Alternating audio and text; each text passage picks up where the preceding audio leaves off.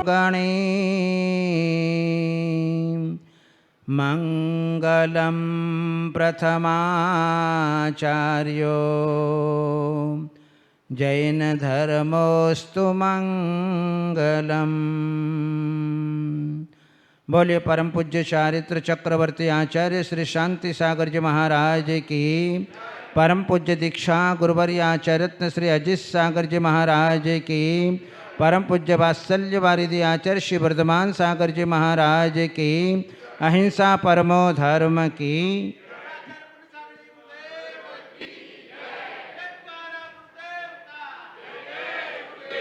उपस्थित महानुभावों, भगवान महावीर स्वामी का समाव शरण लगा हुआ है।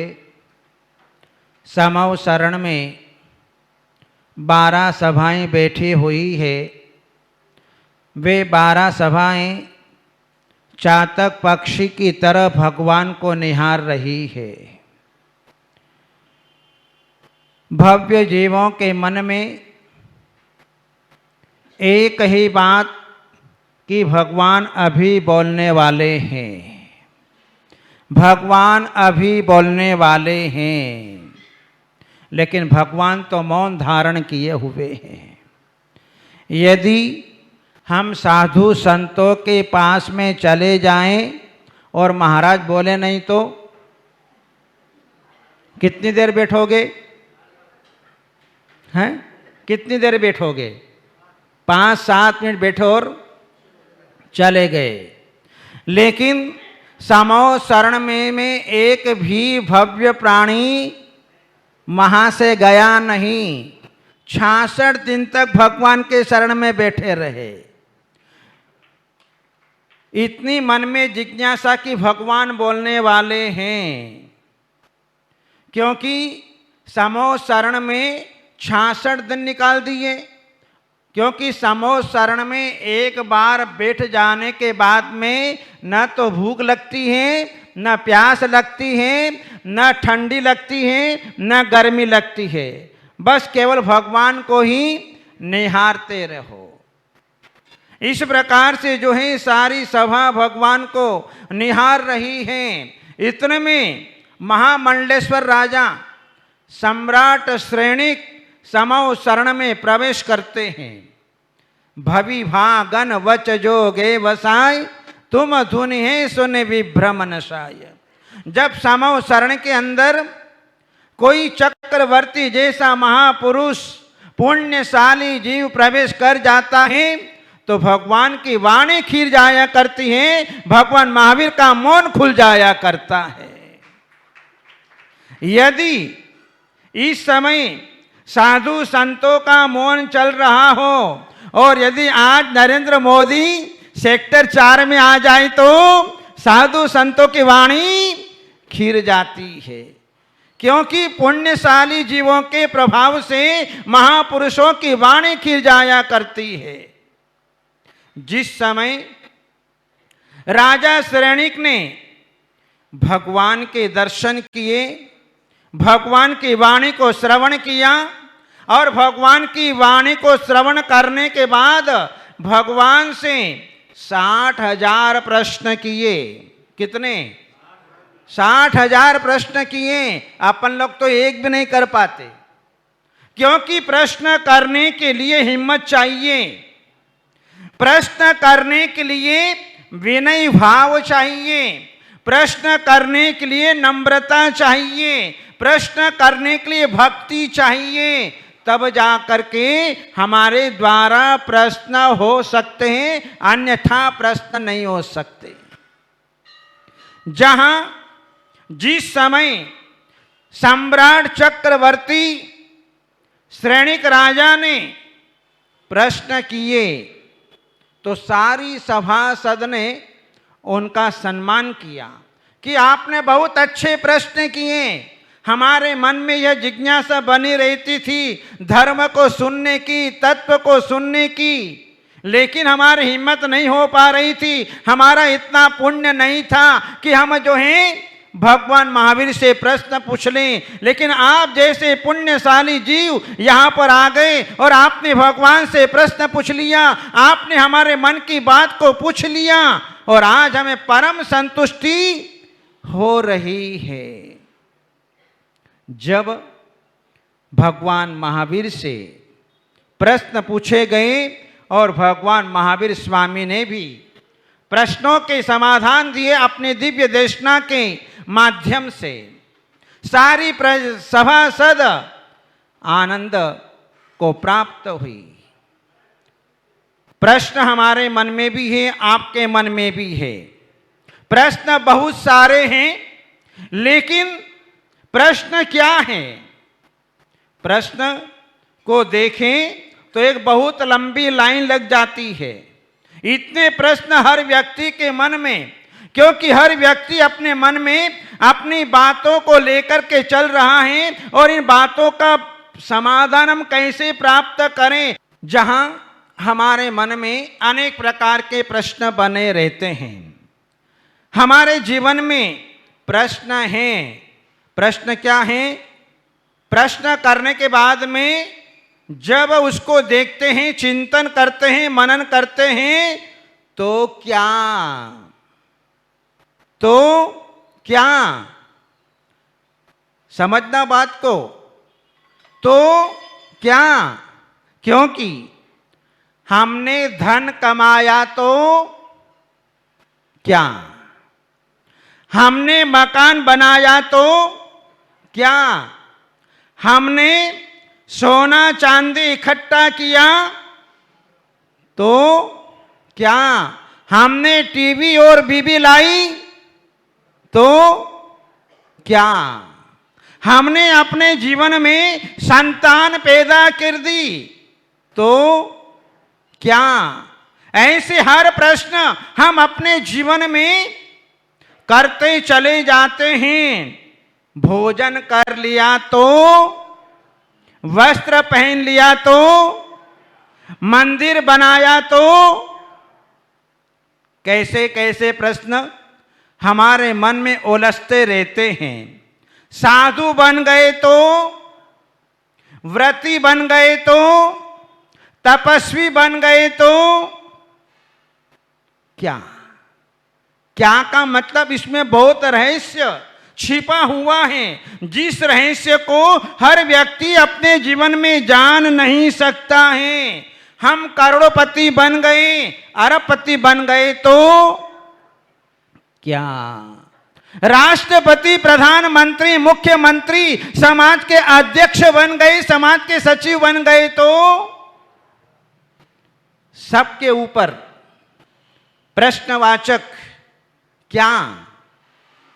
यदि हम अपने जीवन में सीए बन गए, डॉक्टर बन गए, इंजीनियर बन गए, कलेक्टर बन गए तो क्या? अब समझना, जहां हमने अपने जीवन में नश्वर पुण्य से और उसके फल को पाने के लिए बहुत परिश्रम और पुरुषार्थ किया, पुण्य भी नाशवान और पुण्य का फल भी नाशवान। क्यों? क्योंकि पुण्य शाश्वत रहने वाला नहीं। जब पुण्य शाश्वत रहने वाला नहीं तो फल भी शाश्वत रहने वाला। मोक्ष कैसे मिलेगा? पुण्य और पाप के नाश से ही हमें मोक्ष मिलेगा।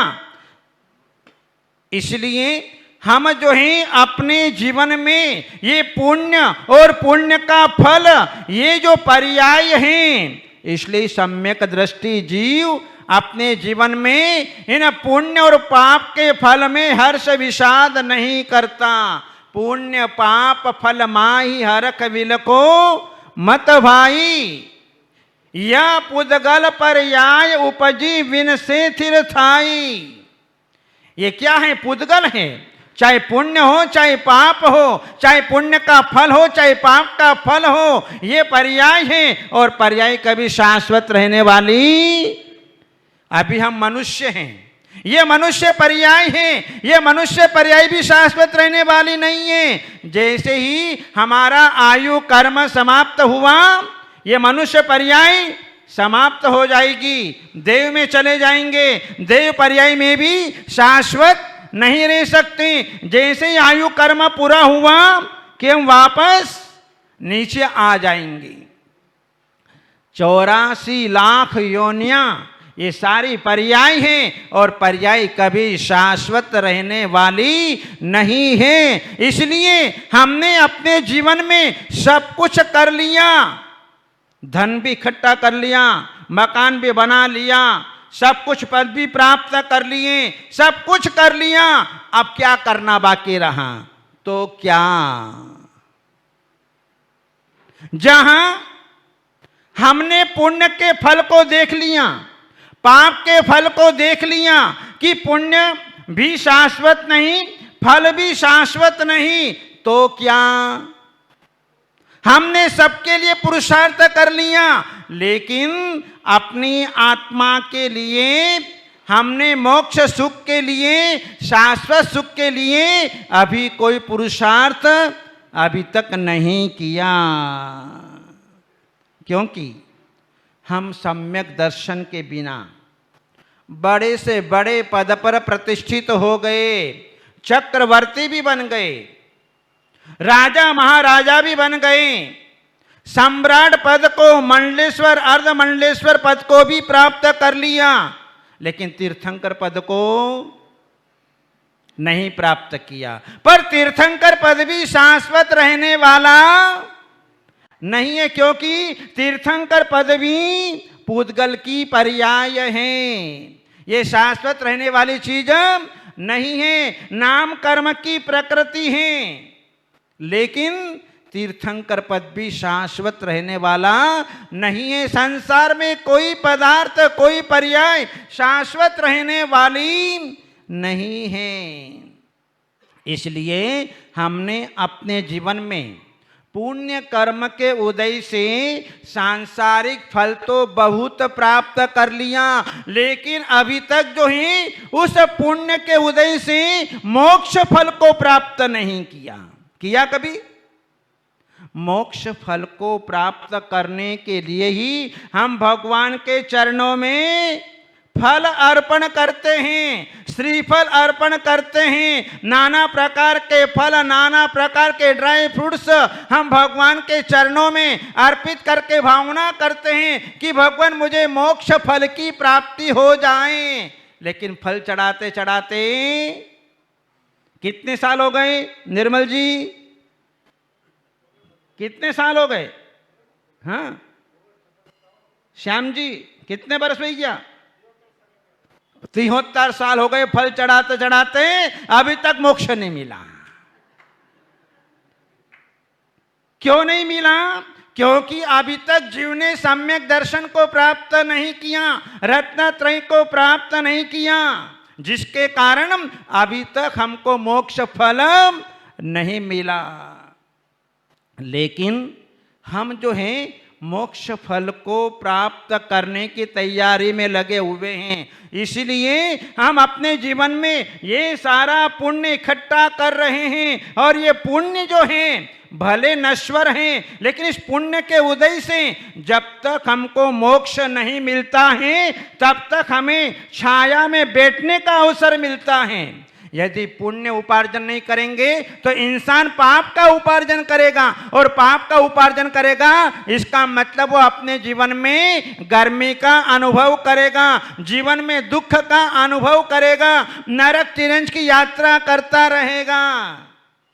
जब तक हमें मोक्ष नहीं मिलता है तब तक हम सारी क्रियाएं पुण्य की कर रहे हैं। भगवान का पूजा, अभिषेक, दान, वैयावृत्ति, जो कुछ भी व्रत, उपवास, संयम, तप, त्याग, जो कुछ भी कर रहे हैं, स्वाध्याय कर रहे हैं, जप तप कर रहे हैं, तीर्थों की वंदना कर रहे हैं, देव शास्त्र गुरु की भक्ति कर रहे हैं, केवल मात्र पुण्य उपार्जन।